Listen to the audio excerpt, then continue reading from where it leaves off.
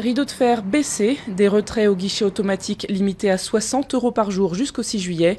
Les banques grecques voient les effets de la première journée de contrôle de capitaux décrétée par Athènes. Après l'échec des discussions avec ses créanciers, la Grèce a décidé de verrouiller son secteur financier pour le préserver d'un effondrement. Plombés par les craintes de voir la Grèce sortir de la zone euro, les marchés traversent une zone de turbulence.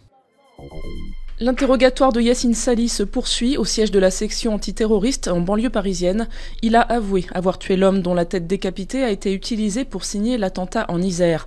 Dans son portable, un selfie macabre pris avec la tête de la victime, une image qui aurait été envoyée à un correspondant.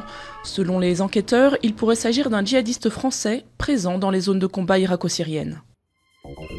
Élection sous tension au Burundi. Après 2 mois de contestation contre la candidature du président Nkurunziza à un 3e mandat, le pays vote pour les législatives et les communales. Des bureaux de vote ont été attaqués dans la nuit de dimanche à lundi. Ces scrutins marquent la première étape d'un processus électoral controversé menant à la présidentielle du 15 juillet. Malgré la pression internationale, les autorités refusent tout report. Une Gay Pride pas tout à fait comme les autres à New York. Celle-ci est la première depuis la légalisation du mariage homosexuel, seulement 2 jours plus tôt, dans tous les États américains. Un étonnant virage à gauche pour la Cour suprême, jusqu'ici réputée pour son conservatisme.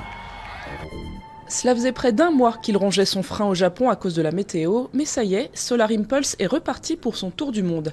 L'avion révolutionnaire, qui fonctionne à l'énergie solaire, se dirige vers Hawaï, un trajet à haut risque au-dessus du Pacifique pour cet appareil fragile qui ne supporte ni les trop grosses chaleurs, ni la pluie, ni les perturbations.